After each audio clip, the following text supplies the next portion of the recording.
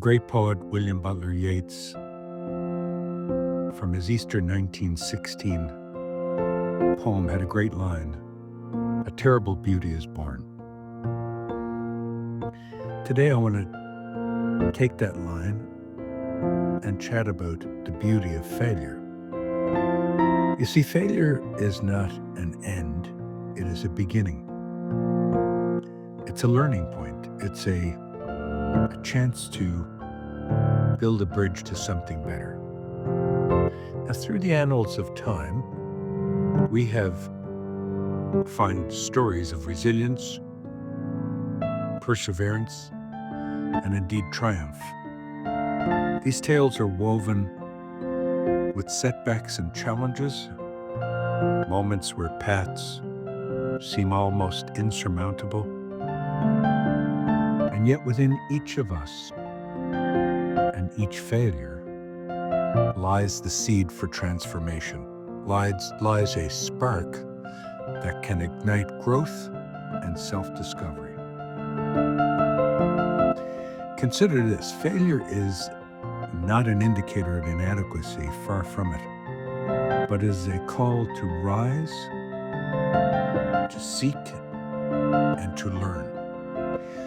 It is a moment when we pause, when we recalibrate, when we step forward with renewed clarity. It is the quiet teacher that whispers lessons we might not otherwise have encountered. Think of the world of people that have failed, and there are countless numbers of examples, but look at Steve Jobs. Steve Jobs was fired from his company. Seemed like an abject failure.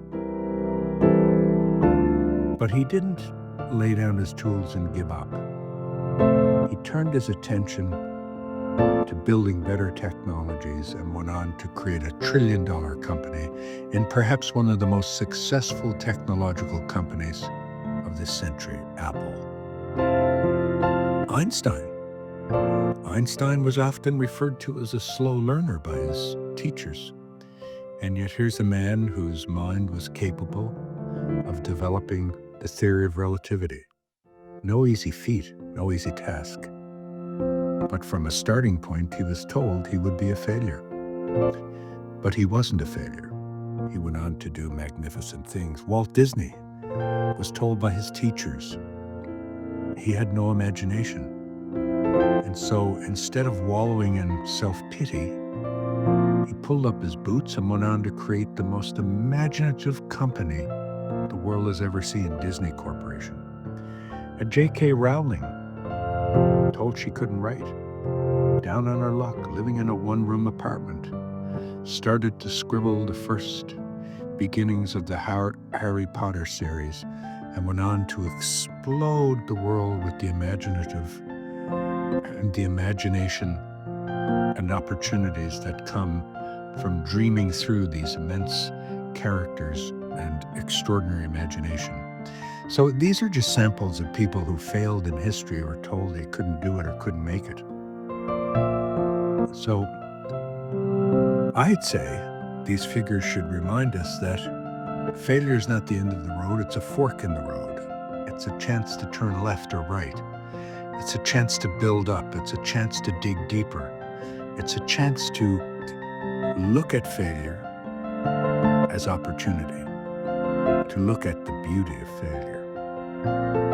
I would say in all my years teaching and working in politics as a minister and now in the private sector, one of the key things that I think we should learn or relearn is the art of listening. We have to become better listeners.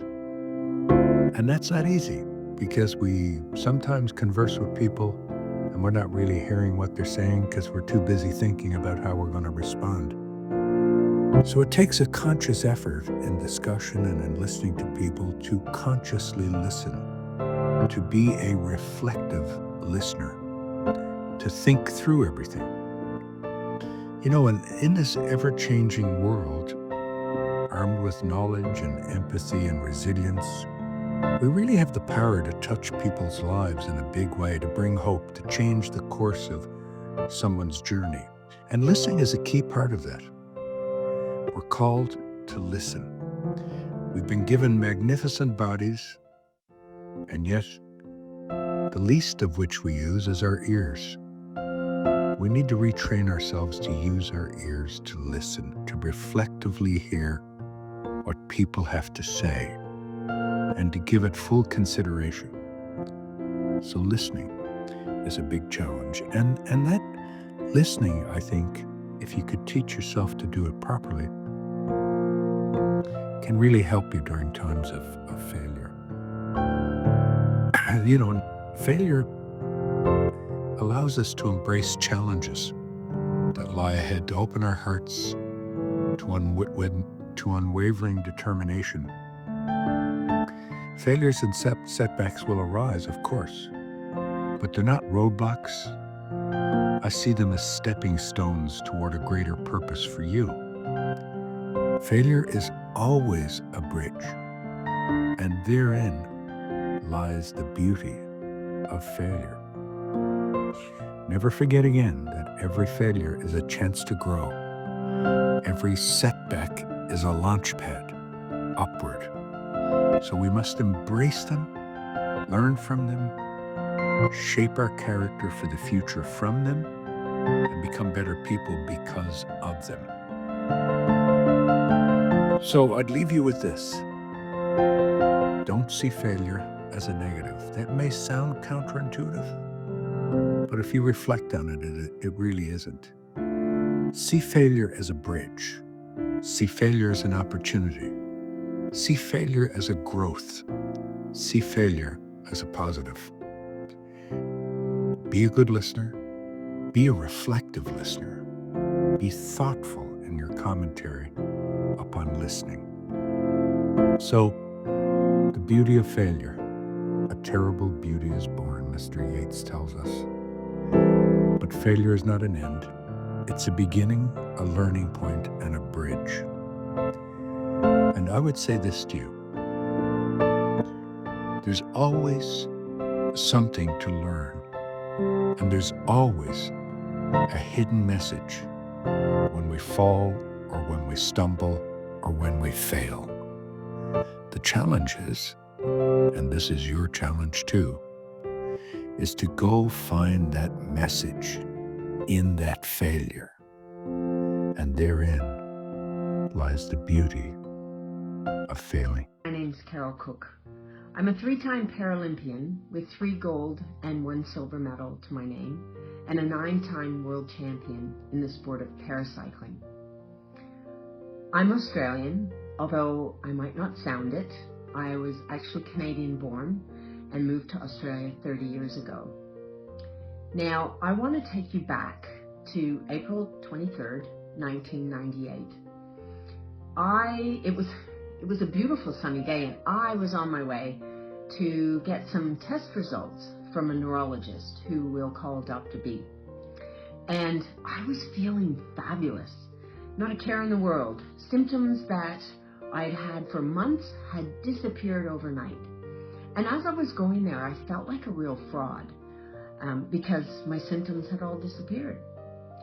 And when I got there, and he opened the door to his office, in a very gruff voice, Dr. B said, "Hurry up, come in here." And I thought right then and there, oh yeah, I am wasting his time. And as I walked through the door, he pointed to the corner of the room to a big armchair and said, "Sit down." I thought, oh wow, he's not very happy that I'm here. And at that point, he pulled a big film out of an envelope, which at that time I found out was my MRI film. And he held it to the ceiling light, and he was looking at it, not looking at me whatsoever. And he said, "Oh, well, for someone your age, you've got too many lesions on your brain. So you've got multiple sclerosis. And basically, your life as you know it is over. So I suggest you go home and put your affairs in order before you become incapacitated." Let me tell you, that was like getting hit by a bus. I sat there and just looked at him. He refused to look at me. And I said one word that day. I said, "What?" He dropped his head and he shook it side to side and he said, "Oh, you heard me. You've got MS, and so this silly sports stuff you do, you'll never do that again. And you'll have to quit work, and you'll have to go on a whole bunch of drugs. And to be honest, I don't have time for you as a patient. I've got enough people with MS to deal with, so you'll have to go back to your own GP." And with that, he placed the film back into the envelope, and he walked to the door. And finally looking at me, he said, "Hurry up. I've got patients waiting." I was sitting in the chair like a deer stunned in headlights. And as I got up and walked towards him, he slammed the envelope into my chest. And he had the audacity to say to me, "See my secretary on the way out for your bill." And as I walked down the hall, I walked straight past his secretary's office. And as I put my hand on the front door handle, I heard her calling out, "Mrs. Cooke, Mrs. Cooke, your bill." Needless to say, I walked straight out the door and into a whole unknown world. I don't remember driving home that day. I don't remember parking my car. The only word going round and round through my head was the word incapacitated. And I went to the real dark side of that word that day, thinking it meant bedridden 24/7 and unable to do anything for myself in any sense of the word. The next thing I remember is sitting on my couch in tears. And at that point, my 6-month-old puppy jumped up into my lap, and that snapped me right out of my stupor. And I patted her saying, "Oh, Kimba, it'll be fine, I'll work it out." Now, at that point, I made decisions that you should never make when you've heard traumatic news. And when my husband came home, I told him what had happened with Dr. B. And before he could say anything, I put my hand up and I said, "Now, I've made some decisions." I said, "I'm going to give you a divorce. I'm going to give you the house we had just bought. And I'm going to go home to Canada so my family can look after me." After all, my husband's 10 years older than me, and in my brain I was thinking, how will he be able to look after me in later years? And my husband, the good bush boy, Aussie bush boy that he is, looked at me and called me an idiot. I said, "Have you not heard what Dr. B said?" And he said, "Carol, he's even more of an idiot." He said, "We don't know anything about this disease. So how about we find out before we make any rash decisions?" I was very lucky I had somebody like that in my corner. And I'm happy to say that we're still together all these years later.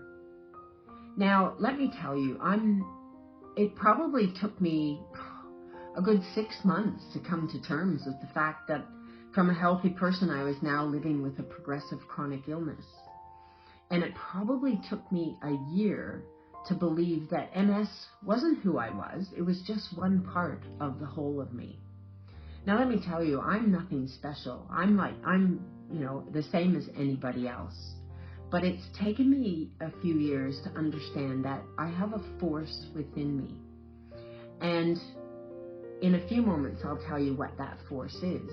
Because I believe that anybody can find that force within themselves, and they can overcome any kind of adversity, challenge, or obstacle in life. Now, when I talk about force, I'm talking about being fearless and believing in yourself. Because if you do, you can accomplish anything. Being original, because your uniqueness can create magic. Reframing your thoughts to build your resilience. Having the courage to take a chance on change. And lastly, embracing the positives in life. Now, I guess, I could spend minutes and hours talking about each one of them. But I'd like to talk about especially being original, because it was a lesson I learned from my brother Brian. Now, I didn't know I had a brother until I was about 11 years old. He was my dad's son from a previous marriage. And we were told that Brian was a bit different, that he was born with something called Down syndrome. And I guess this is why we weren't told until we were a bit older, so that we could understand. But when we met Brian, he was just Brian. You know, everything about Brian was big. He had a big personality. He had a big booming voice. He had big likes and really big dislikes. He had a big family, and he had a big bag. And in this big bag he carried with him, he had a notebook, and a police notebook and pen that my dad had given him, and an old police hat. He had his Walkman. I think some of us might remember what those were, with his tapes of his music, especially his country western music. And he had pictures of his family. And when you met up with Brian, it didn't matter how many times you'd seen him or met with him, he had to show you his treasures. Now, Brian could be nothing but original. He looked like he had Down syndrome. But you know what? It's not what you see, it's how you see. And where others saw a sad indictment of life with somebody who had Down syndrome and a real shame, his family only saw opportunity. Now, I've seen Brian, who was 5 years older than me, dancing with every single woman in a pub, singing, holding a beer in one hand and conducting a band with the other hand, and singing every song that he could. And I've also seen him hold down 3 jobs, have a girlfriend, and for a short time live on his own. And he did all this even though when he was born, his parents were told to put him in a facility because he would never amount to anything. Now, I think what Brian has taught me and everybody else that has met him is that to be really heard, seen, and valued, you have to be who you are and who you are meant to be. It's really, really important to be the original you. You know, sometimes in life, we're taught by very well-meaning parents and teachers to follow a certain path. Make sure you finish high school, go to university, get that career, or follow a certain path that your family has followed. Now, I did exactly that. I joined the Toronto Police Force and spent 14 years until I realized it was probably something I didn't want to do my whole life. And it's really funny, a lot of us are scared to jump from that what we know and the path that we've followed to something that ignites our passion, that we're happy to do no matter how much money we're making. So it's really important to be the original you. One of the other things I'd like to talk about is reframing your thoughts to build your resilience. And I'll take you back to when I was 9 years old. Actually, when I was 7, I watched my first Olympic Games, the 1968 Mexico Games. And watching the gymnasts, I was mesmerized by them. And right then and there, I decided I was going to be a gymnast for Canada at the Olympics. Now, this is not the body of a gymnast, but I didn't know that, and nobody had told me that until at the age of 9, I went to try out for an elite gymnastics club. And in front of everybody, a woman who had taken my height and my weight yelled out in a big loud voice, "You're too fat to do gymnastics. You should never do it." Needless to say, I was crushed. And when my mother found me in guttural sobs on my bed and held me up and asked me what was wrong, and I told her, she gave me 2 good pieces of advice that day. First, she said, "Carol, never let anybody tell you what you can and can't do. If you want to go and do gymnastics, then you keep doing gymnastics." And then secondly, she said, "But if you want to go to the Olympics, why not try a different sport?" You see, I had been focused so strongly on one path that I didn't see that there were opportunities in other ways to hit my goal. So fast forward 5 years, I was 14 years old. I was swimming at a junior national level, and my goal was the 1980 Moscow Olympics in 5 years' time. Well, unfortunately, we know what happened to those games. they were boycotted by most of the Western world. And so that dream died. But in that moment, my mom's lesson about thinking outside the box and not following that certain path made me switch completely, and that's when I ended up on the Toronto Police Force. So, you know, there are so many ways that we can use that force within us. You know, be fearless, be original, build your resilience, be courageous, and embrace the positives in life. You know, I think back to almost 27 and a half years ago that I was diagnosed with MS. And what Dr. B said to me, that my life as I knew it was over, he was right. But he was thinking in a negative way, and never in my wildest dreams did I ever think that my life could get any better, because I would not change anything that has happened to me in my last 27 and a half years of living with multiple sclerosis, because it has given me opportunities that I never ever would have had. And I grasped those opportunities with both hands. I would have never been a Paralympian. I would have never written my 3 books. I would have never have met the people that I have around the world. So just remember, when you face adversity, something steps up in your face and in your way, find that force within you, and you can overcome it. Thank you. Hello, everybody. A great way to get to know each other is by sharing stories about our names. And I have one of those really long Italian names, Gabriele Angelo Ciminelli, which gives people enormous problems and is so hard to remember and spell and pronounce. But I want to share one recent story, which I think you'll like. If you don't know already, I spend most of my time in Japan. And one of the great things I get to do is renew my license every couple of years. And what that requires you to do is to go to the local police station. And everything is so wonderfully systemized here. And it's very, very smooth.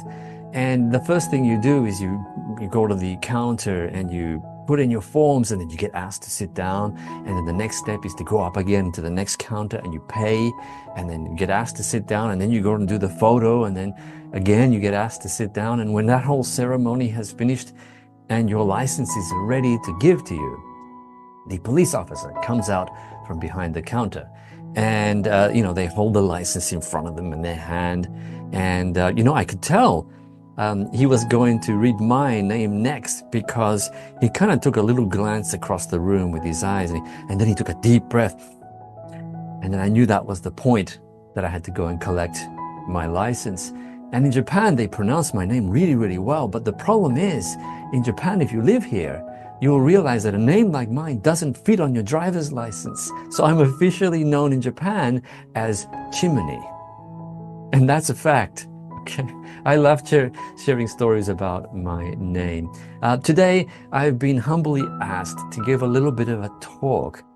And I decided to name this talk The Magic of Humanness. The Magic of Humanness. Now, I don't know about you, but there's a certain beauty about being human that we seem to have lost somewhere in the process. And personally, I've kind of kept some of that curiosity we have as kids. I'm constantly looking, I'm constantly asking, I'm constantly learning, I'm trying to feel things, understand things all the time, and keeping that genuine curiosity up. And today, I think we can get in touch with some of this magic that all of us actually have to combat all this craziness and madness that we have in the world today. And I think we can all get in touch with a little bit of that. Now, some of you know I do lots of corporate training. I've spent 20 years in the industry doing all kinds of roles and having all kinds of responsibilities. I've worked in different countries with different cultures, in different sized companies all over the place. And I've always been interested in human behavior.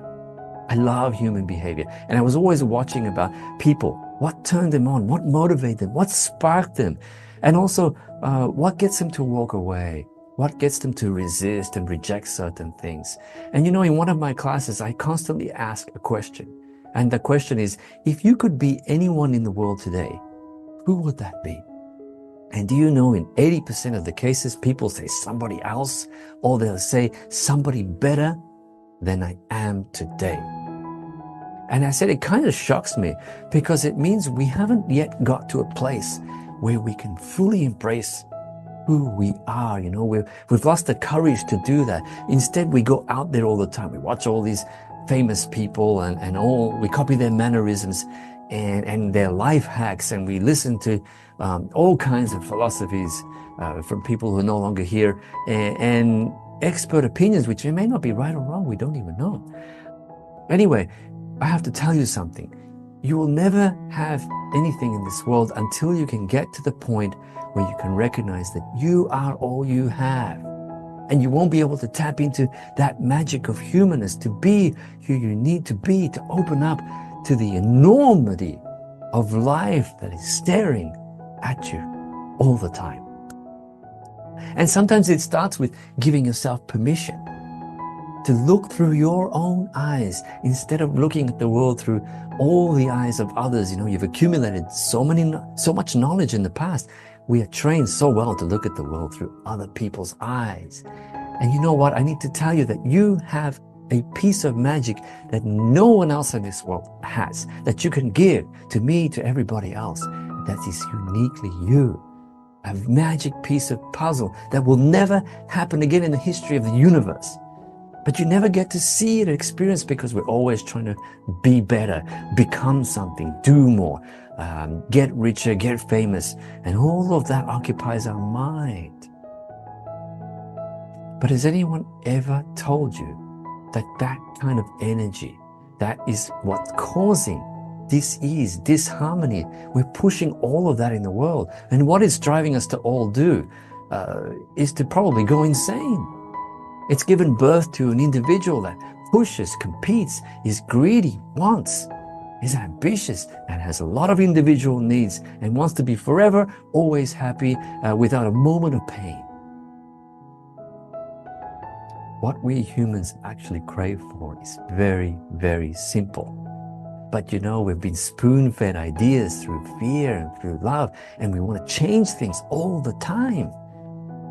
It's what the culture's putting out there. How can you appreciate what you are if the culture keeps pulling us away from all of that, or giving us a space in our mind to think about what we really are? And you know, and to define what we really are is a huge injustice, because we are much more than we think we are. We are much more than we think we are. So rather than chasing the idea of what we are, right? I think we can easily get in touch with a bit of human magic and a little bit of madness. And I really think we can bring about a certain level of lightness in the world just by bringing up a little bit of madness. And I'm not talking about the madness that hurts other people, but to lighten life up a little bit. Make it easier for everybody. Make people smile. Make them feel human again. And I want to talk a little bit about some of the things that you can do to tap into a bit of madness.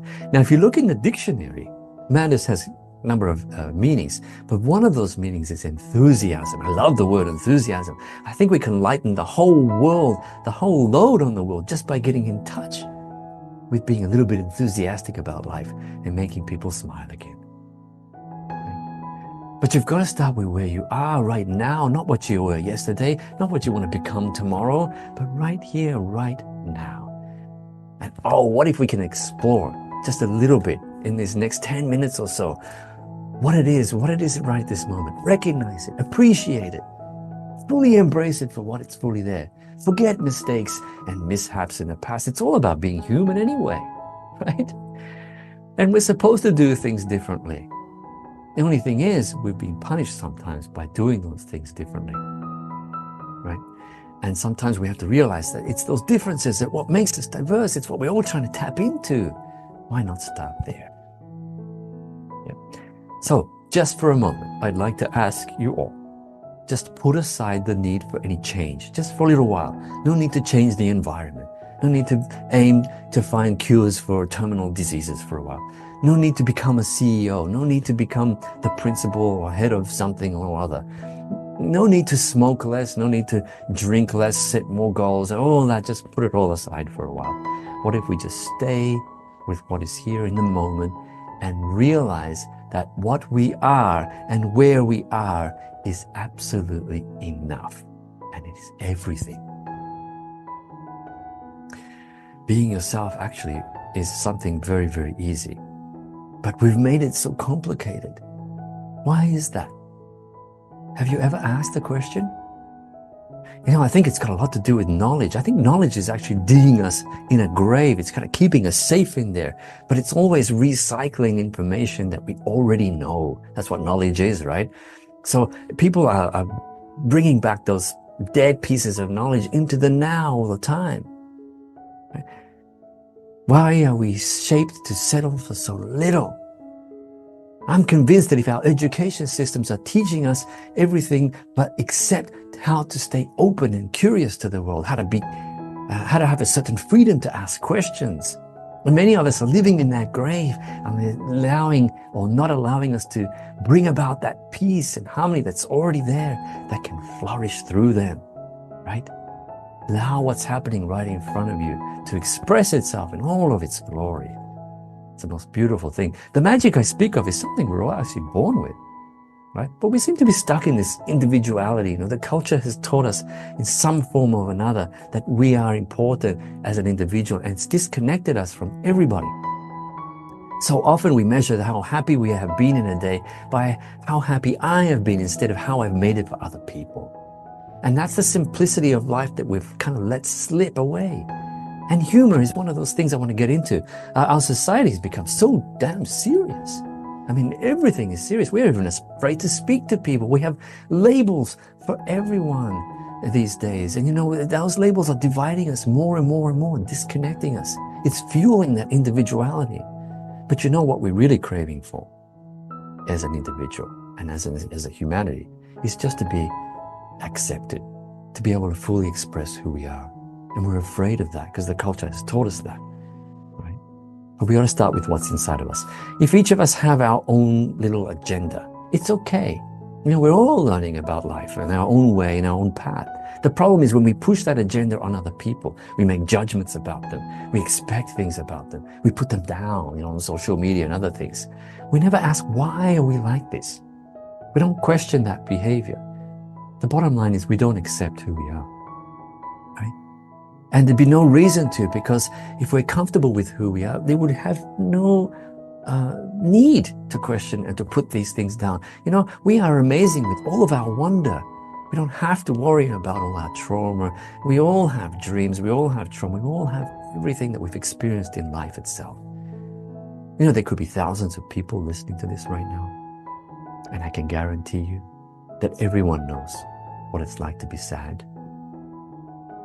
Isn't that wonderful? Everyone knows what it's like to be angry.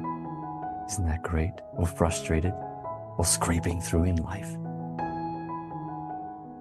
You know, and other people know what it's like to be happy, what it's like to hold hands with someone, what it's like to hug someone. And I think some of us have really forgotten that we're not individuals living on this earth. Otherwise, you'd be here by yourself, right? But no, there's a connection beyond what the eyes can see and what the ears can hear. And I think one of those things that we can do to bring back a little bit of simple magic is humor. You know, I had this amazing Italian mother. You know, sometimes we'd come home from school or we'd come into the kitchen, we'd see her rolling on the floor laughing. And we didn't know why she was laughing. And then that laughing became contagious. We started laughing. Nobody knew why they were laughing. We'd ask her later. She said, I can't remember. But she'd find a way to make anything, any problem turn into nothing just through the magic of laughter. Right? So bring back a little bit of that craziness, something that makes us a little different. Just like when we were kids, you know, we were always brailing the world, touching and feeling and trying to figure things out, breaking things. I mean, that's really part of being human, isn't it? And open to that curiosity. And that kind of gets grown out of us at some point. You know, when you get to be an adult, you have so many expectations. You have to do things perfectly. It's never going to be there. But if you think you cannot be funny, then you have no excuse for the next one, which is the power of hugging. It's nothing like a good hug. It'll take away all your worries, all your anxieties, all your problems.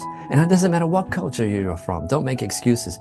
If you think people in Japan don't hug, I'll tell you a story. Not too long ago, I was at one of the main train stations, and there is a bus there that links to the airport. And I saw two gentlemen. One of the person got off the bus and he hugged for minutes. If you think Japanese people don't hug, that idea is gone. There's nothing like a good hug and a good smile. My mother taught me that. Human touch is such a magical gift. We need this so much. It's a gift we're all born with. Right? And there is a healing power behind when we physically touch each other. My wife is such a marvelous energy healer. She uses the power of touch, for example, reflexology. And you know what it's like to get a foot massage, and reflexology is incredible. It does all kinds of wonders for the body. We have such simpleness out there in nature that we can tap into, which I'll get into a little bit later if there's time. But I do also want to touch on another point, and that is that our brain loves routines. It loves to create patterns, and it will build every circuit it could possibly think of as you're doing things and you're experiencing, to make it easier for you. And as a result, the brain becomes very boring. Watch your routines during the day. Right? I bet you get up at the same time every morning. The alarm clock goes off and beep, beep, beep, beep, and you reach for the snooze button. You're kind of finding the clock because you're half asleep, and you knock over the glass, right? And then you finally get up and you go brush your teeth. Of course, you go to the toilet, go to brush your teeth, and you brush this way and that way and up and down. Then you go downstairs and you put the stove top on and you make some coffee, and then finally you go out the same door, down the same street, catch the same bus, or train, and you probably see the same people in traffic every single day, because everything is so timely routine. Do something different for a change. Get out from the bed the opposite side tomorrow morning, and if you have a partner, then just roll over them. And if they wake up yelling and say, "What the hell are you doing?" you say, "Hey, I'm changing my life." All right? Go outside the back door and come back inside, and then run around for a little while and just do some exercise.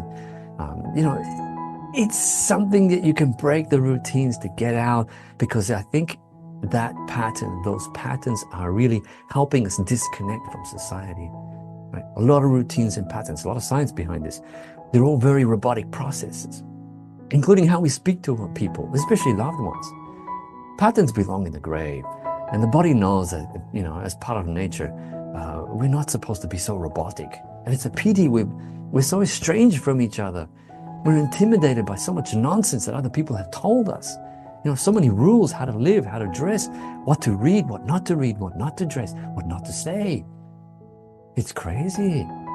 No wonder that most of the world is going mad. Have some magic. Greeting costs nothing. I'm one of those crazy people who say hello to everybody, no matter what age or where they're from. Who cares? I say hello all the time. And sometimes it's a really trained response, like, "Hi." But in the morning when you go to work, you can tell the difference between good morning and good morning, Gab. Use their name. Brightens up the day. What's the difference between those two interactions? Right? It's all energy. Once I was walking up the stairs in one of the previous places I used to work, and I used to say hello to everyone. And there was a gentleman, I said, "Hi, good morning." And he turned around and said, "Do I know you?"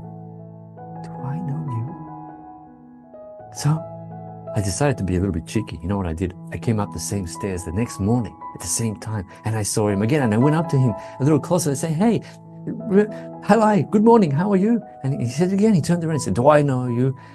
And I said, "Yes, we met yesterday." Somebody behind me was laughing. But it's that kind of thing that you can build that's free and easy, just to have a little bit of energy you can bring in to any situation. You can't empower people to express who they are by imposing too many rules and too many systems, like in elevators, no talking, you have to face a certain way. All those things are limiting us from being and preventing what we could be. Life expresses itself if you give it permission. Yes. Once you take your foot off the pedal and allow what is there in front of you and just take you away with it. And suddenly when it does, all kinds of things happen. There's a bit of surprise, a bit of humor, a bit of joy. There's always a bit of pain and frustration along the way, but that's just part of life, right? Somebody said if I could choose between quietness and pain, I said I would always choose pain. Why? I was fired twice from corporate life, and amidst all my 10 promotions that I had in the past, I learned more from those 2 firings than anything else. Pain is not a disease or a problem. You can learn so much from it. And you can start by talking to different people. You don't have to talk to the same people. Talk to the janitor. You'd be surprised how much they open up. I used to bring a coffee to the janitor almost every afternoon. And I say, hey, just 5 minutes, let's have a chat. And after a while, they start opening up with all these stories. It's amazing.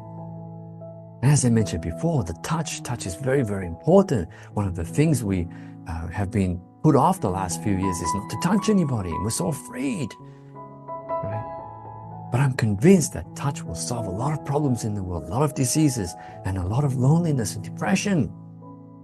Don't need medicine. Go hug people, for goodness sake. And other things you can do in nature, feel the sun with your hands.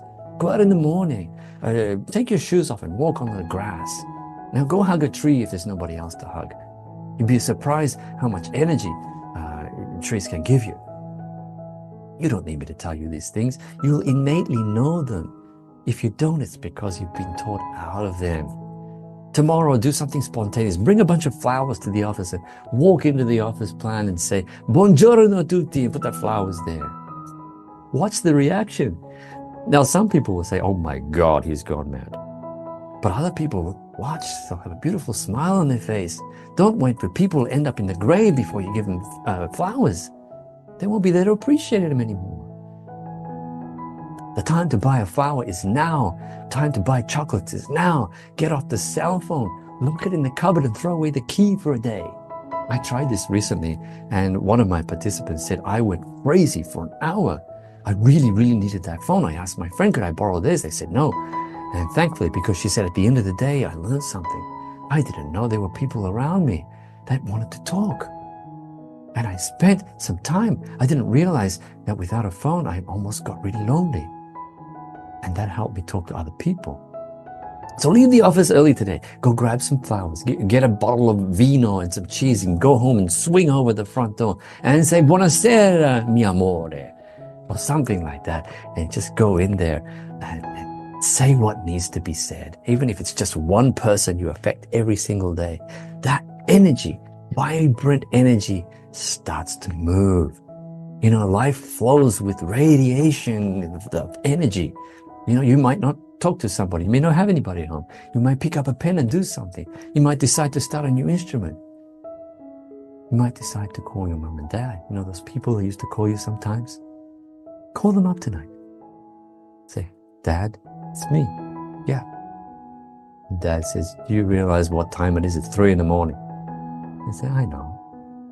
I just wanted to say, I love you. And how are you? And those little things that they mean so much to people. We've forgotten them all. Right? And we keep putting things off all the time. I hear people, I'm going to go to Italy next year, or I'm going to read that book next week, or I'm going to learn how to play the piano next year. And they keep putting off and off and off until they have no time to actually do it. The time to do that is now. Right? And remember when you used to spend a little bit of time doing postcards? Remember those little things where you had to actually use a pen and paper? Those are beautiful. That showed that whenever I received a postcard, that somebody was thinking of me. They actually spent some energy to put a message on a card with pen and paper and then post it out. It's great. Now it takes 3 seconds to send a message on social media and it's already pre-written for you, and it even gives you a reminder. So things are right there in front of you. All the anxiety and depression and stress disappears when you let what life is trying to express itself in front of you do what it needs to do. Life isn't about trying to change everything. It's always moving. It's always there on its own. Try to listen to it. You will never hear it. Try to look for it. You will never notice it. Try to touch life. You can never feel it. Life doesn't happen to you. It expresses itself through you. Once you realize there is nothing you need to change about yourself or anybody else whatsoever. And that is part of the magic of humanness. Thank you. Good day, everyone. I wanted to extend my heartfelt gratitude to GK Talks for the opportunity to share my journey and insights with you today. My life has been a tapestry of challenges, enduring sexual abuse from men and women, facing physical and verbal abuse, and grappling with abandonment, while also confronting sexual identity issues. These experiences led me down a path of substance abuse, resulting in 6 overdoses and 6 incarcerations. It was during my 6th time in jail, isolated, and facing a potential 5-year sentence that I had a pronounced awakening.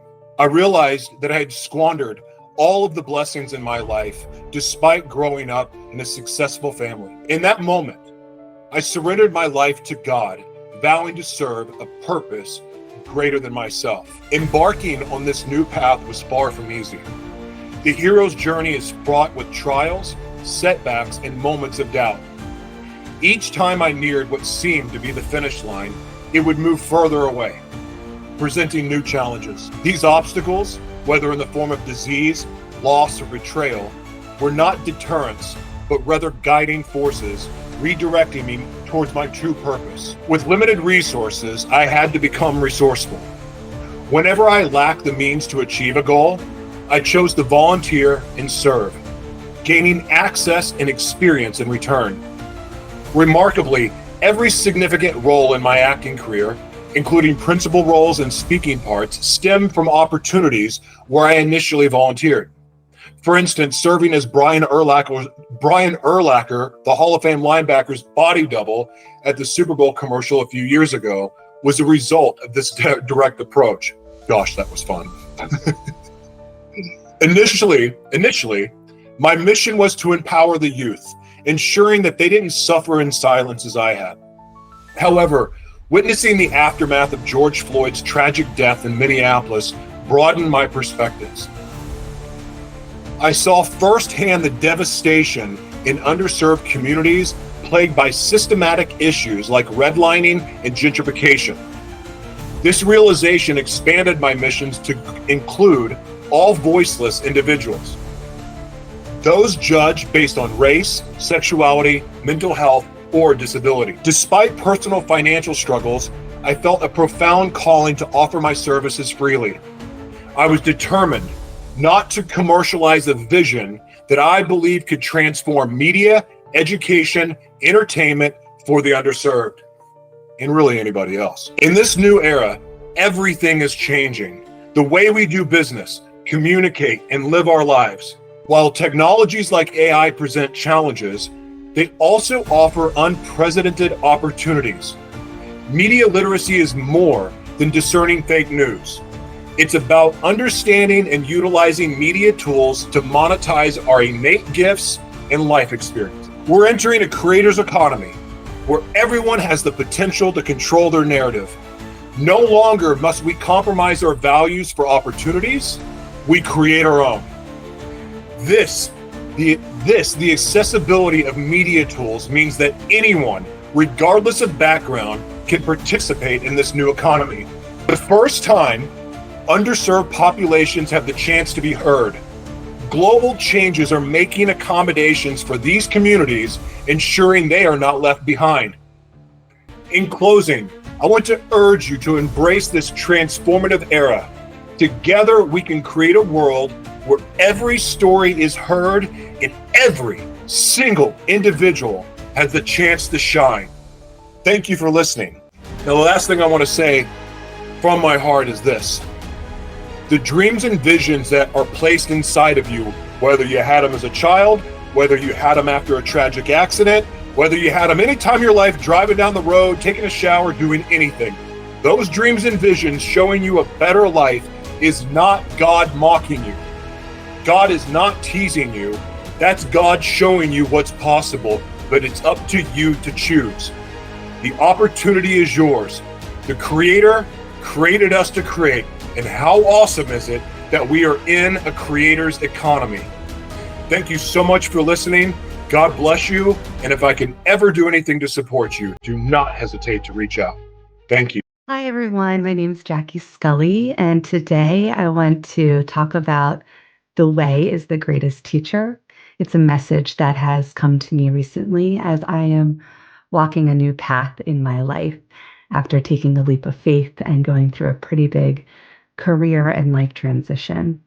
So the way is something that has often been referenced in Catholicism, in the way Jesus walked his path, in this walk from France to Spain in the Catholic faith as like a pilgrimage. But my message here is not meant to be religious or referencing anything with Jesus or in the Bible. But that is something that is part of my background, as well as I was born and raised Catholic. And my faith is, very much tied with being a believer of Jesus and his path and what he did, to help others as really just a man, as a humanitarian.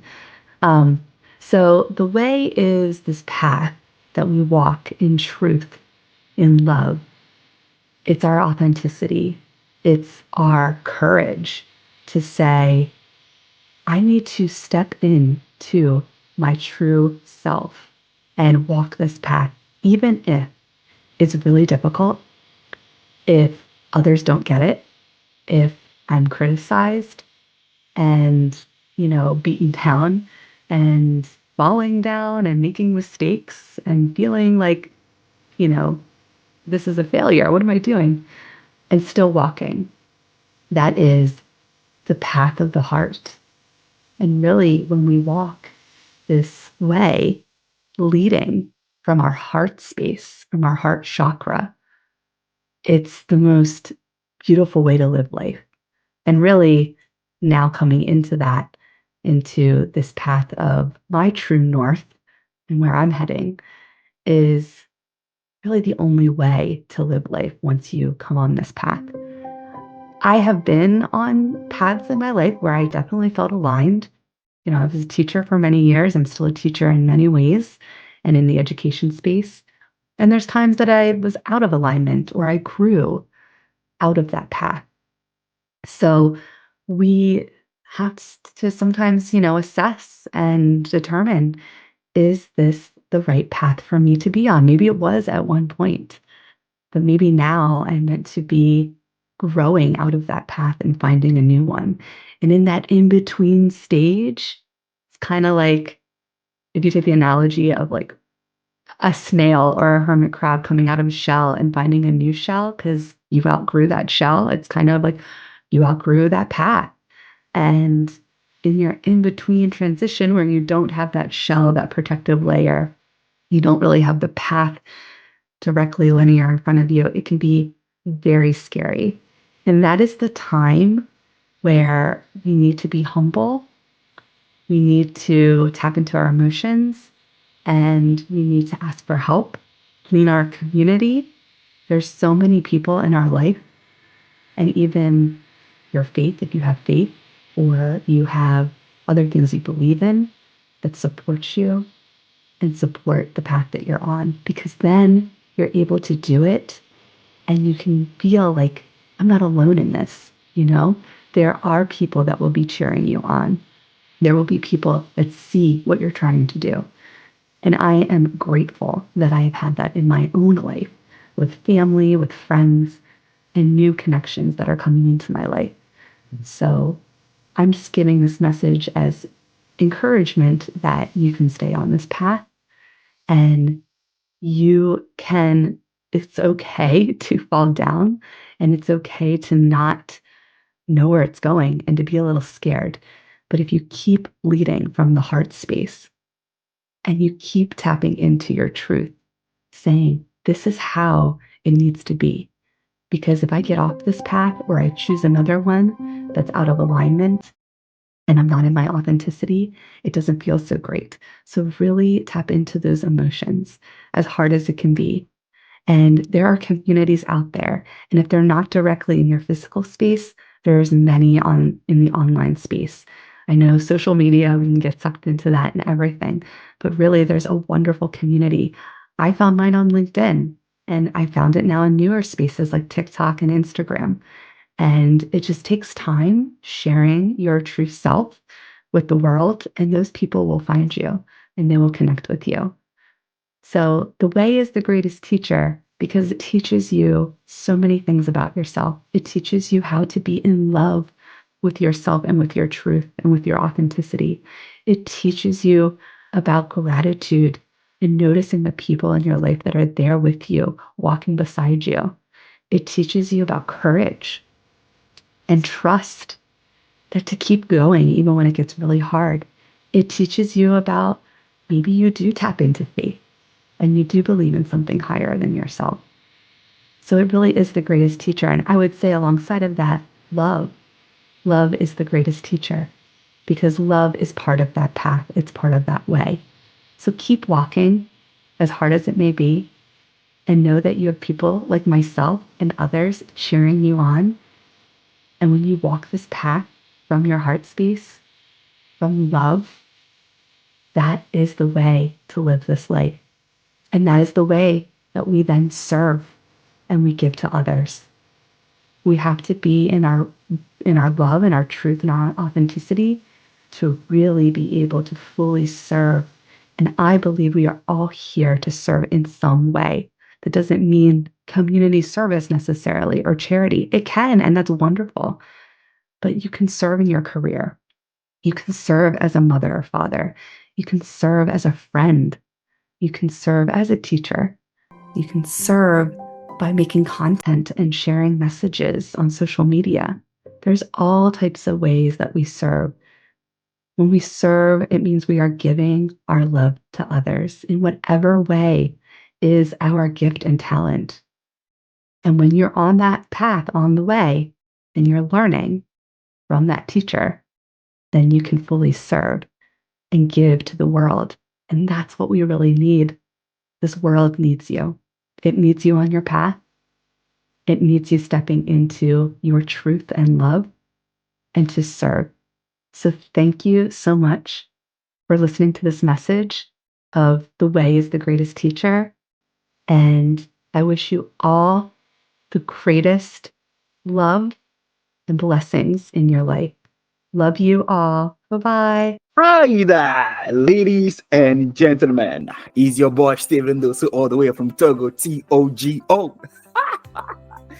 Hey, listen, I am excited, all right? You gotta know this, that I am excited. I am over the moon to be sharing the next 13 minutes with you today. Because listen, I believe that these 13 minutes are going to be decisive, not only in your new year, but in your entire life. Listen to me and listen to me again, ladies and gentlemen. Is your voice Steven Dossou, speaker, coach, investor, entrepreneur. I first of all want to give a shout out to the GK Talks community, because we now live in a world where everything is not about me, I. I mean, I can't believe it. So having GK Talks, putting themselves out there and say, listen, we want to start a trajectory. We want to start a community that leads others to inspire, to give you the mental stimuli so that you can think better, bigger, better. It takes a selfless way of being. It takes a story of saying to oneself that, I want to live a life that is not just for me, but I want to live a life that inspires others to be more, dream more, live more, become more. So I give a shout out. I give flowers. I throw flowers to the GK Talk founders to say that continue doing what you're doing, because this is a legacy. And that leads me to talking about what I want to share with you today. And that is the three secrets, the three humanly universal secrets to winning big at everything. My last birthday was on the 13th October. And unlike many people where the birthdays are usually days to celebrate, people go party, get their friends together, I have developed a tradition for many years now, since I left my home country, since I left my parents' home about 15 years ago. I've developed a tradition whereby on every birthday, I don't go and party, but instead is a day on which I spend that by myself, and I get to reflect on the 365 days that have just gone by. Because I believe that my birthday was the 13th of October, and I believe that on the 13th of October, is the day that my year actually it's ending. So my year doesn't start on the 1st of January.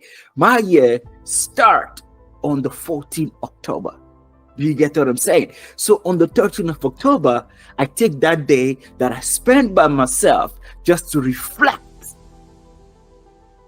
on the journey that I've spent on 365 days preceding me and the life that I've spent on earth thus far. So on the last 13th October, I did not skip tradition. I took that day and I got to think. I got to think about the 15 years I've spent on the road thus far. I got to think about the life I've spent on earth thus far. I got to reflect about what are the things that I've learned. What are the lessons that I've learned? What are the things that have stuck with me that I can share with my people like you? What are some of the things that I can say are life-changing? And that has led me to putting together these 3 principles, these 3 points that I want to share with you today. You know, truth be told, I've lived in more than 15 countries thus far. I have met hundreds of thousands of people in different circumstances, different circles. I am the guy that have slept on the street. I am the guy that has had days going with no food, nobody to call my own. I am the guy that have helped people build different kind of businesses. I am the guy that have done different kind of investment. I am the guy that has known the Lord, known the highs. So what is it that I want to share with you today? What it is that some of the points that I've spoken about in my book, Be Transformed, How to Live Free of Fear, Self-Doubt, and Low Self-Esteem. So these 3 principles that I believe are universal, that I believe that are the roadmap to each and everyone overcoming their fears, their doubts, and low self-esteem, to everyone creating a roadmap that can give them the ultimate growth for which they are created for. Because believe it or not, once we stop growing, we start dying. Yes. There's a quote that says that, "Oh Lord, do not let me die before I actually die." What does that mean? It means that there are a lot of people that actually die before their day of death. Why? Because once you start making the decision, once you make the sole decision not to grow anymore, not to learn anymore, not to push yourself out of your comfort zone anymore, that is the beginning of your death. So what are these 3 principles that I want to share with you today? The first is receiving through giving. The second is letting go. And the third is believe in miracles. I told you it's gonna be awesome. It's gonna be fun. Let me start by the first one. Receiving through giving. You know, there is such a thing as the mindset of lack versus the mindset of hope. Do you hear what I'm saying? There are always 2 different ways to look at situations. Look at situation as if you have it all, or look at situation as if you'll never ever have it. I mean, receiving through giving is a law that says you don't have it all. You only have $1. But when you split that dollar into 2 and give the other person 50 cents, you receive $50 in return. Do you get what I'm saying? So mathematically speaking, within the laws of mere human comprehension, it makes no sense. But within the law, within the metaphysics law, within the law of the cosmos, it makes full sense. Why? Because you take 3 seeds of maize, you put it into the ground, and you get thousands of maize that grows on a corn tree. You hear what I'm saying? So within the laws of nature, there is a principle that is taught there that if you want to receive in this new year, you've got to learn to give. If you want to receive in this new year, you've got to learn to open your hands. If you want to receive 100-fold in this new year, you've got to learn to give a 1-fold. Somebody come and hold me back. You hear what I'm saying? I remember back in the days when I was still sleeping in a shack of $20, and I couldn't even afford a shack that mice would come and eat your food and bully you on top.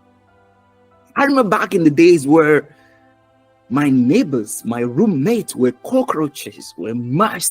Listen, you even learn to speak the cockroach and mice language. You get what I'm saying? I remember back in the days, and I wake up every day going to the street hawking stand to go and do, hi ma'am, how are you? Hold on right there. Let me show you why getting this apple for your husband is gonna turn your family around. Sir, hold on a minute. Buying this little biscuit, this little flower of love for your wife is going to turn your family around. I'll go to the street hawking stand and do that every single day. And I remember that afternoon when that gentleman came to me and he said, look, I am suffering. I have a family, I have a wife, I have 2 children, and today we don't know what we're gonna eat. But listen to me, I am the guy that's sleeping in a shack. I am the guy, I was the guy that will come to the street hawking stand. I didn't have a thing. And this guy came to me and told me his story, and I was like, wow. I have no wife, I have no kids. You know what? On that day, I think I had just made about $2 that day. So I said, you know what? I'm talking about, South Africa back in the days, the currency was called rand. And, as a single man, if you have $1, you could buy a meal, So I took that $2, I split it into 2. And I said, sir, I don't have much. But I understand you have kids. I understand you have a wife. You've got to take care of them. So here is $1. Please go and see what you can do with that. I gave that $1, and it wasn't even 2 days later. Another person came to me and said, hey, Steve, I've been seeing you here for a while. How about you come through to Massmart, the division of Walmart within Africa? And he said, how about you come through to Massmart for a job interview? On my way to the job interview, I met Isabel Cooke, the blonde lady. I met a blonde woman that was struggling with boxes. I said, ma'am, how can I help you? I've got time. I'm not too late for my interview. How can I help you? Can I help you carry these boxes, ma'am, to the place you go? And she said, yes. I helped Isabel Cooke. We went to a building and she asked me, okay, but where are you going? Thank you for helping me. I said, ma'am, I was told by the gentleman to come to Massmart today for an interview.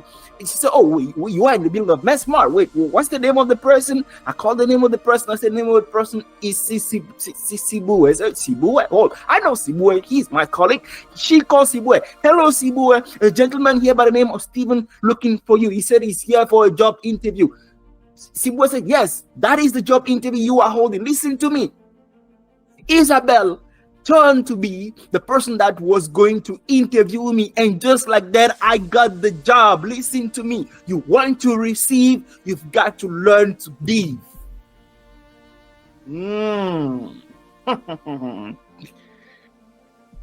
Receiving through giving. I love what Tony Robbins says, that the secret of living is giving. There's no mathematical equation that will tell you 2 minus 1 equal 200. Do you hear what I'm saying? There is no sense. You listen to me, listen to me. Because listen to what I'm saying. There's no human sense that says you want to receive a lot more, lose a little bit more. Why? Because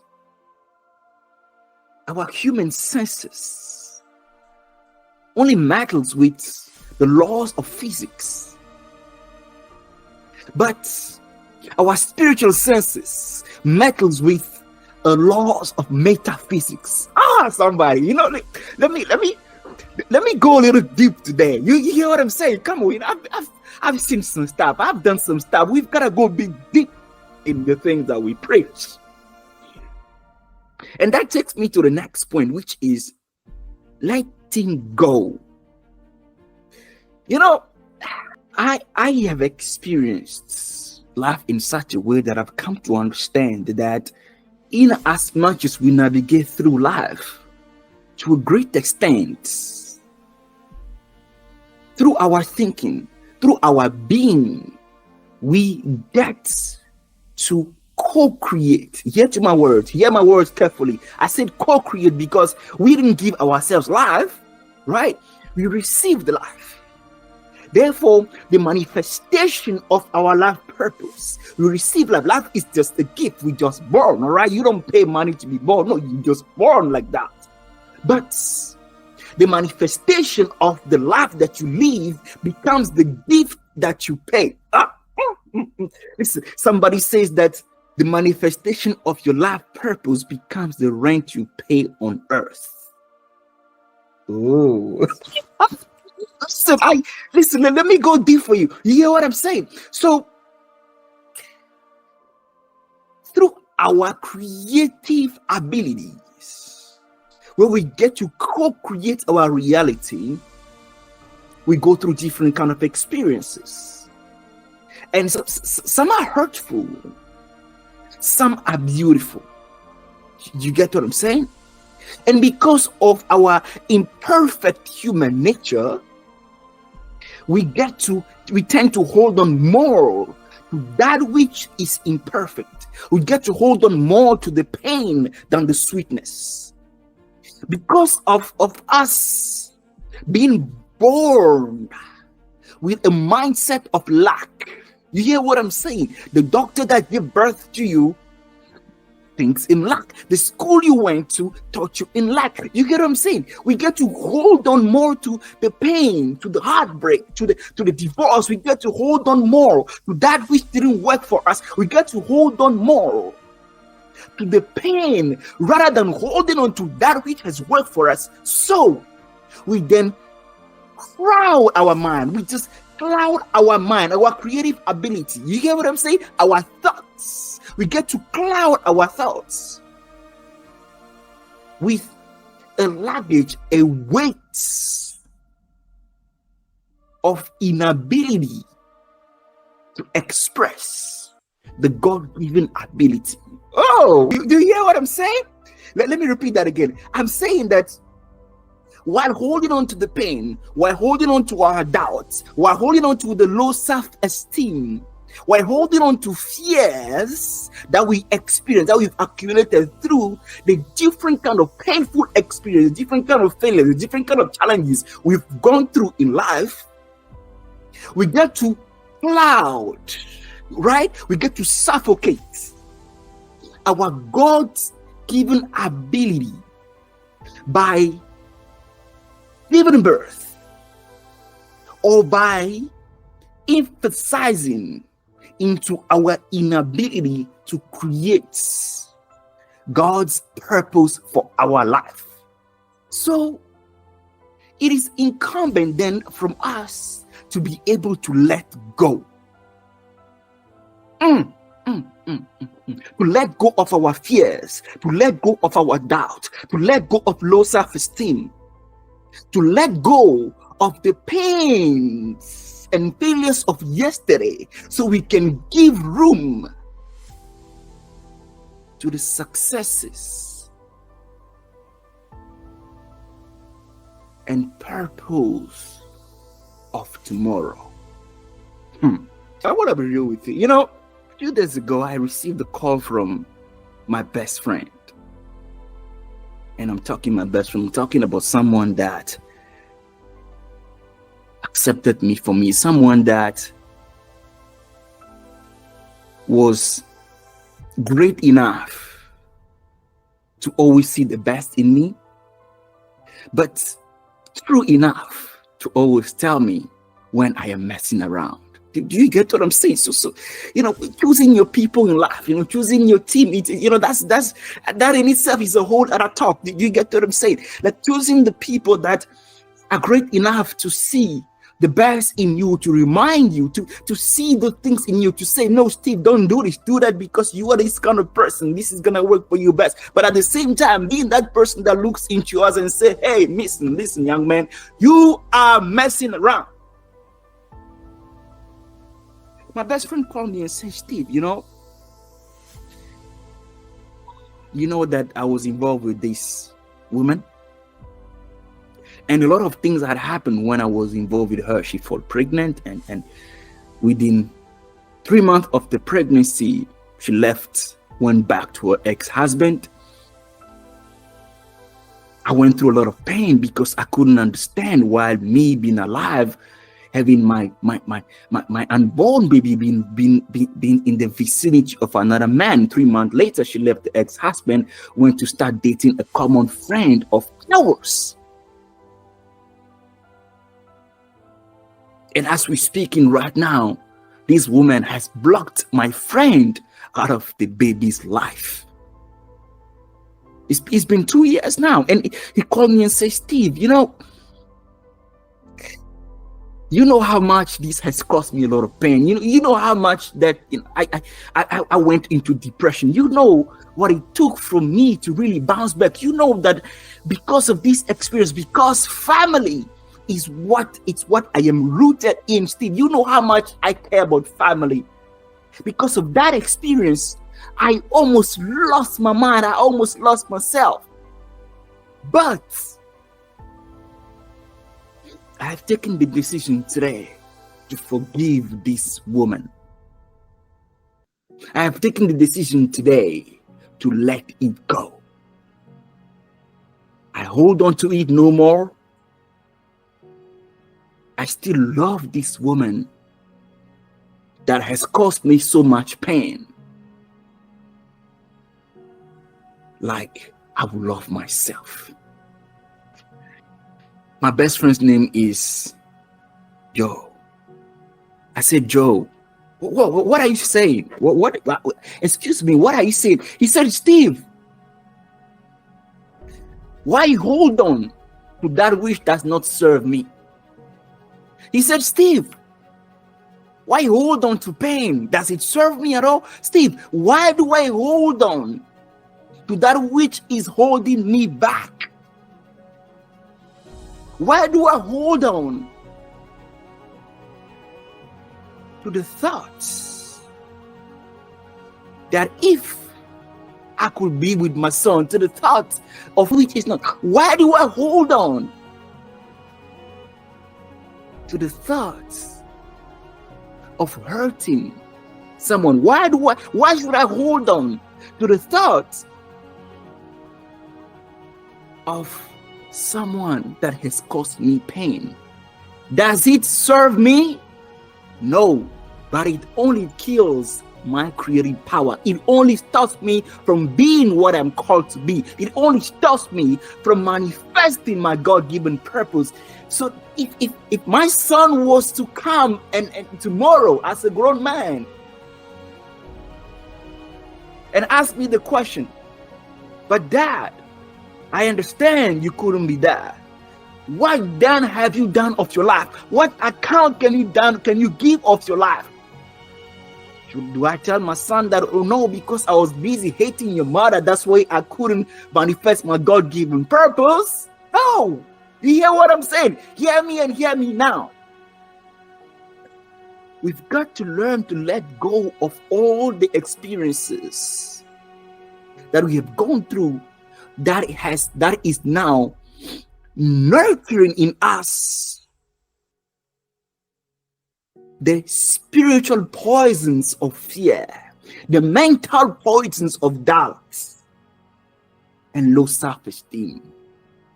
Do you hear what I'm saying? And when we let go of those, when we give, we tap into the belief, which is my last one. We open the door.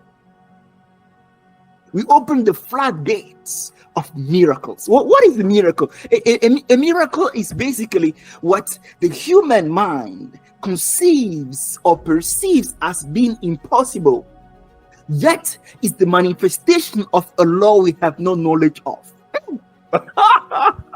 Oh man, come on, oh, God, it's the wisdom is flooding right here. You hear what I'm saying?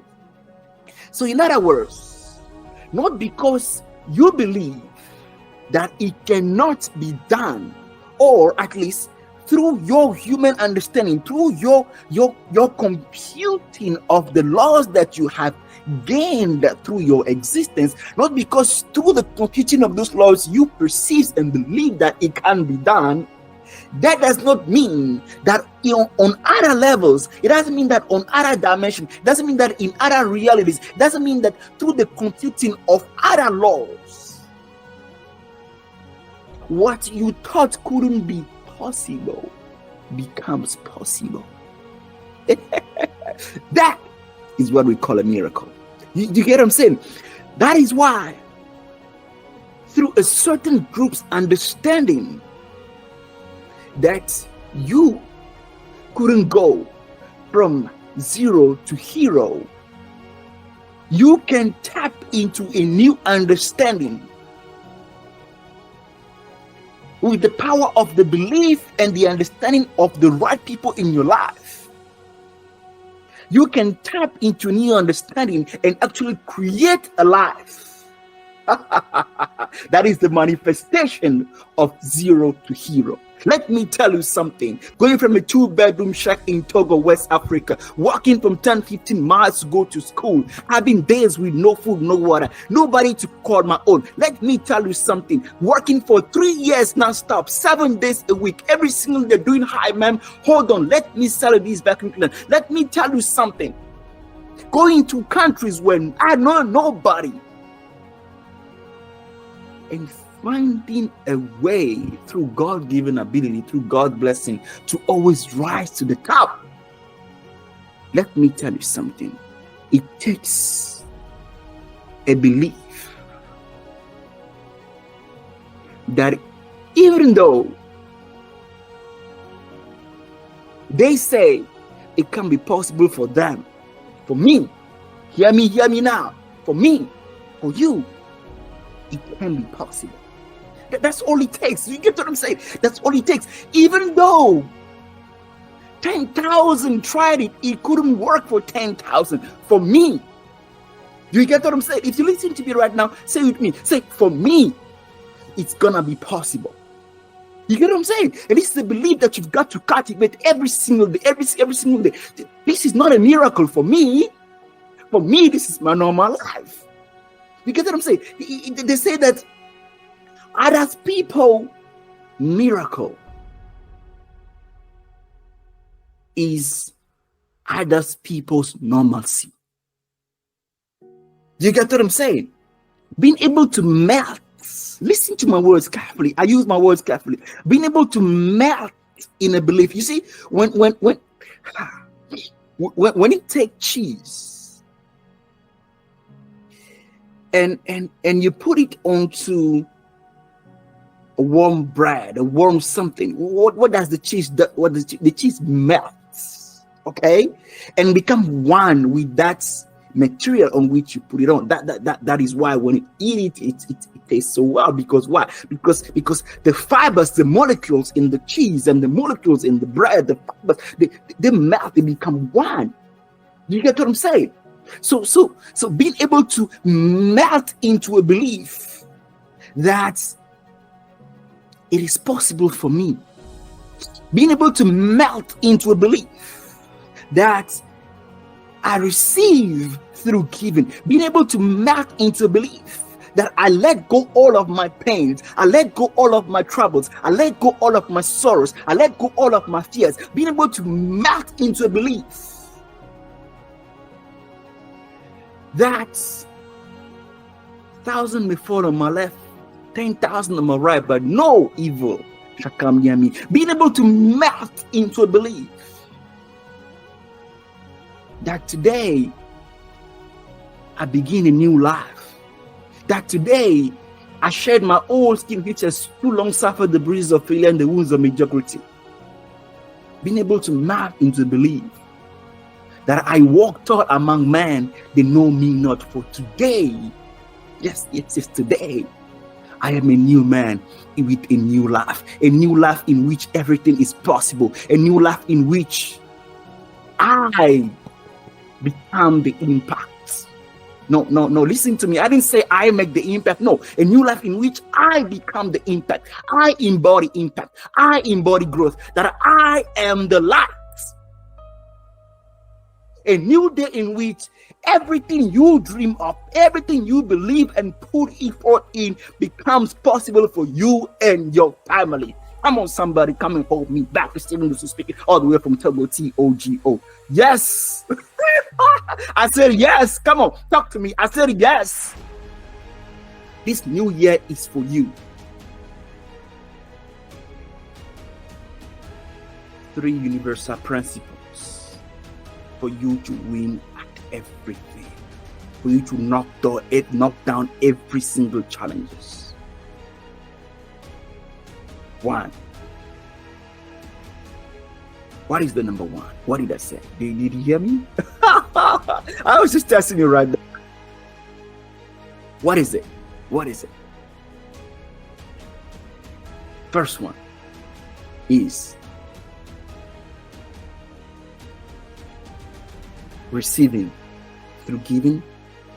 Give. Second, letting go of all your pains. Today I free you. Letting go of all of those things that have been holding you back, that act has been holding you back. Let it go. Let go of all of the failures. Yes, it hasn't worked. It's okay, but it's gonna work now. And the third, believe in miracles. It's with love that I've shared this with you, and I hope you've gotten something out of it. With that said, I wish you a successful year, an amazing year, and you love your brother, Stephen Dossou. Thank you. Bye-bye. Hello there, my name is Robert Schmus, and I want to tell you something. You are going to do amazing things in your life. Now I know that's vague, and it's, it may seem during times of hardship kind of may seem like a dream, but it's reality. You have the ability to do amazing things, despite anything that's been told to you, despite anything that's been said to you, despite any type of crap that people put down your throat that make you want to cripple your self-esteem. But it's true. You're gonna do amazing things in your life. And even though you feel different, you do things differently than others, that's not a problem. That is your quality. That is the thing that makes you happy. Let me tell you something. I am autistic. I didn't really fully found that out until I was 15 years old, after when I had a mental breakdown. I had to be sent to psychiatric inpatient at my local hospital. That was when I was 15 years old. I had a lot of when I was growing up, I had a good childhood.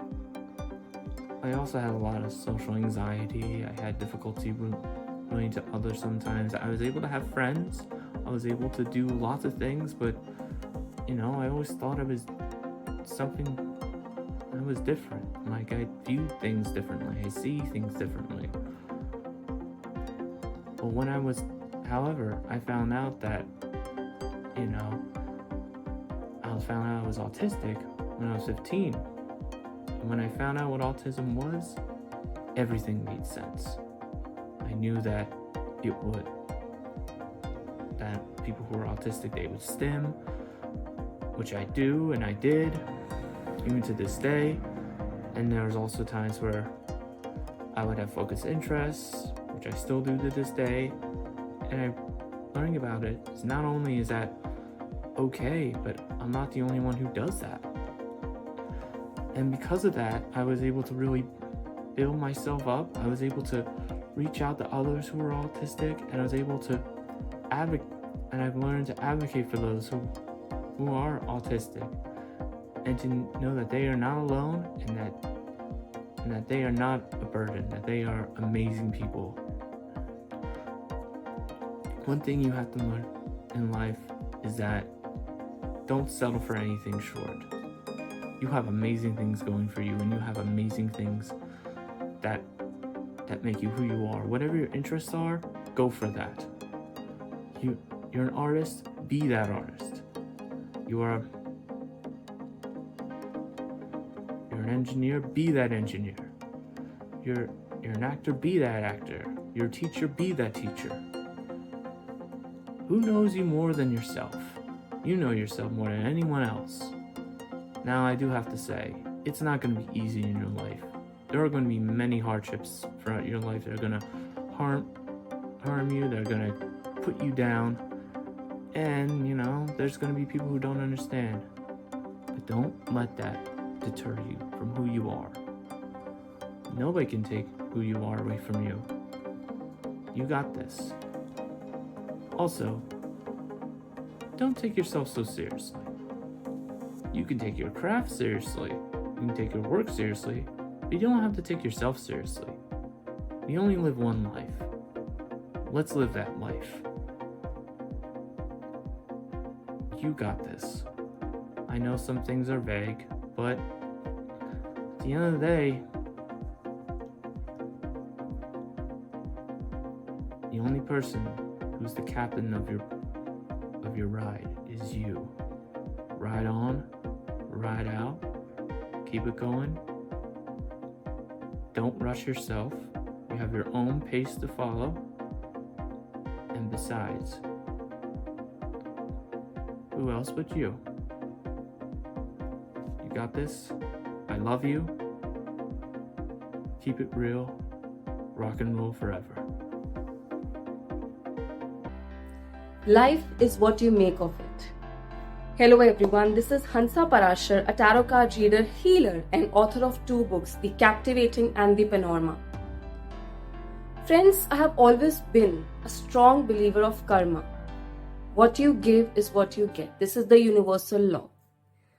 I have always believed in spreading positivity, being optimistic, cheerful, because these days we can see a lot of sorrows, people suffering from some or the other mental health conditions.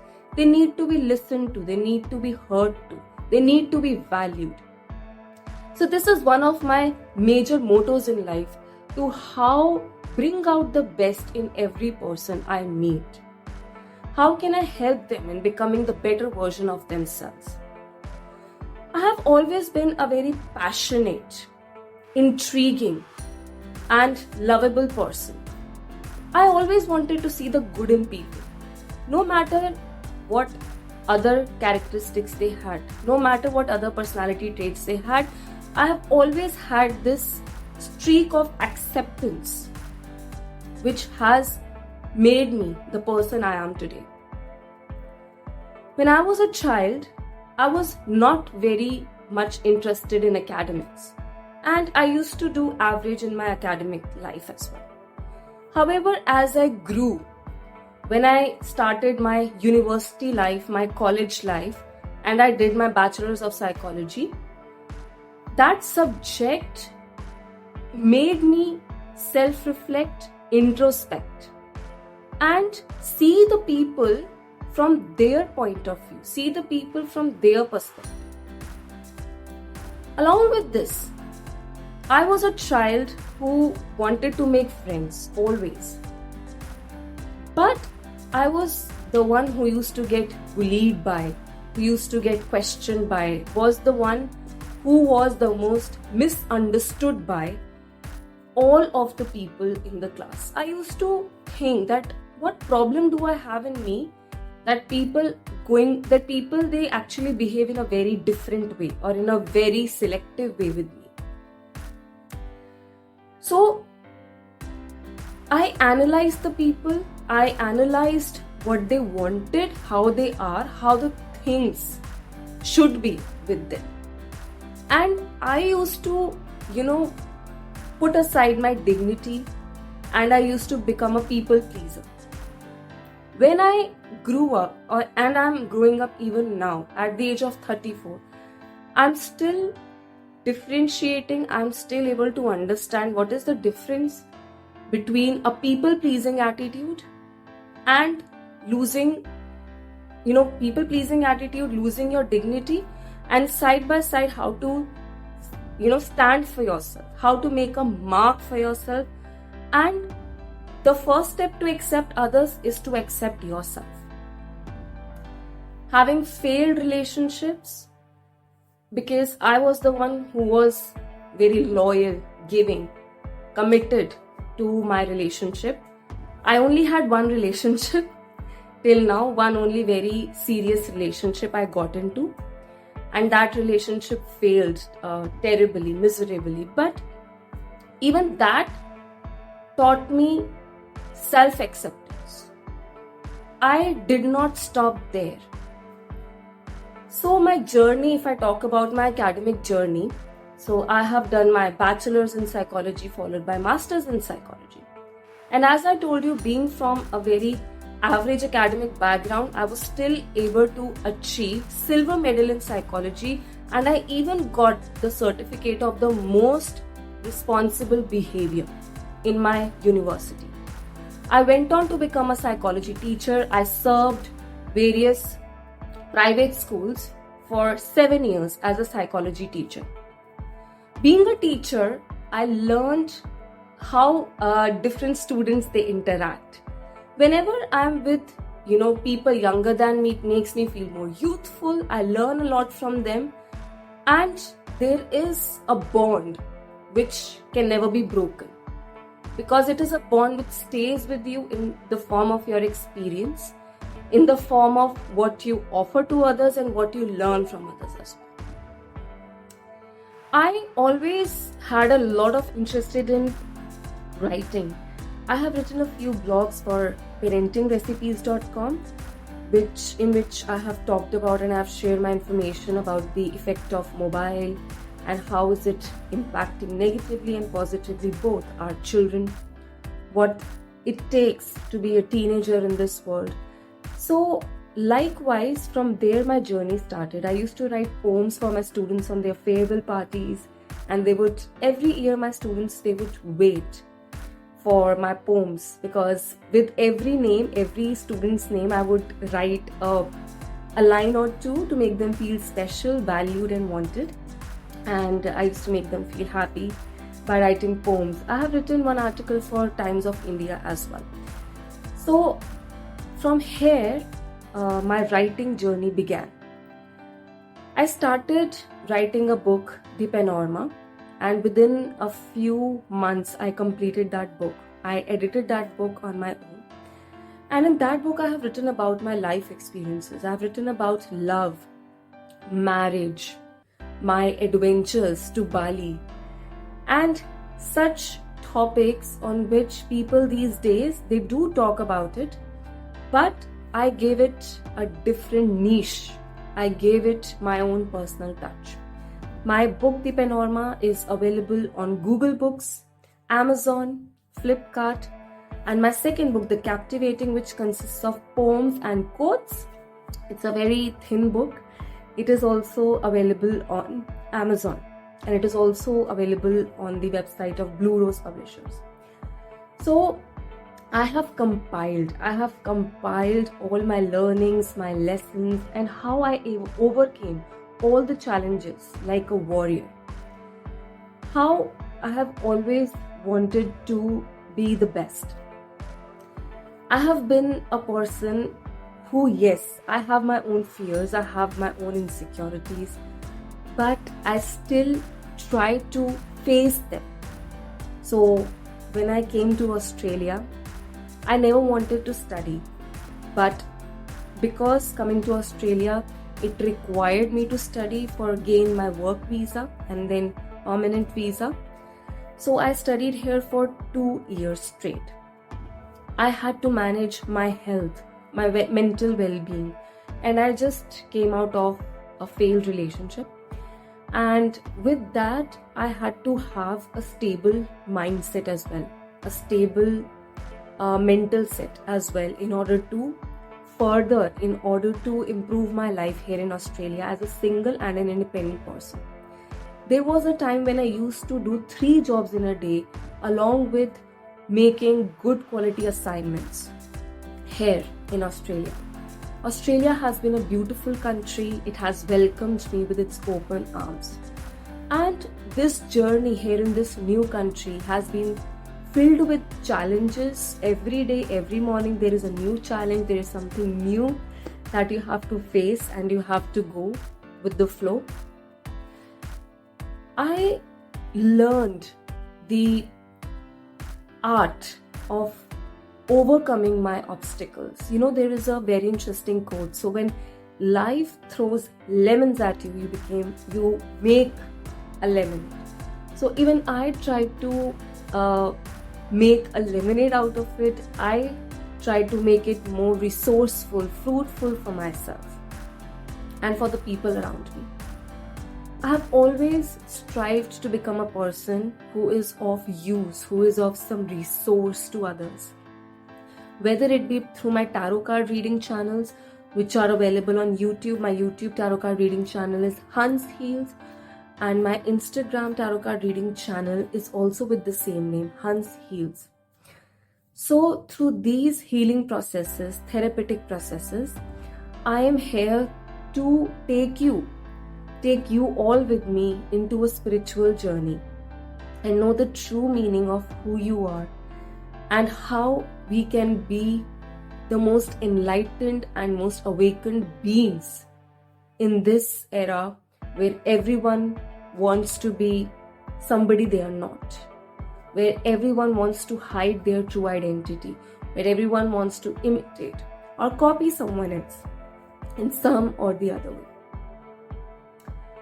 Moreover, I have always believed in, developing my strength. So like, for example, I go for walks, I make friends, to my strangers as well. So coming to a new country without a family, I made strangers my friends. I used to interact with them. I mean, it's not something that everyone should do. I mean, you should know. Still, you should get the energy, you should get the vibe from the other person if they are really trustworthy person or not. Yes, we should not talk to strangers, but yes, whenever I go out, whenever I'm in the bus or somewhere, I try to make friends. I try to interact more and more with new people. I have moved houses in this new country, and when I have moved houses in this new country, of course, I have made strangers my friends. And we all have helped each other in every way, be it emotional level. Sometimes we used to cook food for each other. And now I have learned how to sustain these relationships.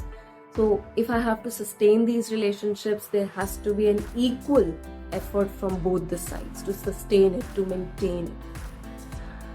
So friends, this has been my life journey, which has been filled with a lot of strength, courage, resilience, and on the top of it, be optimistic. Ask for help, but ask yourself first, who is the right person who can give you that help. Yes, sometimes we have to do some experiments, but those experiments should not be very wild. They should be in your control. You should know what you are doing, where you are going. Do not get influenced by what others are doing. Do not compare yourself with others or your life's journey with others. I know it may sound very cliched to you, but this is what I have been following all this while, in all these years is what I have been following.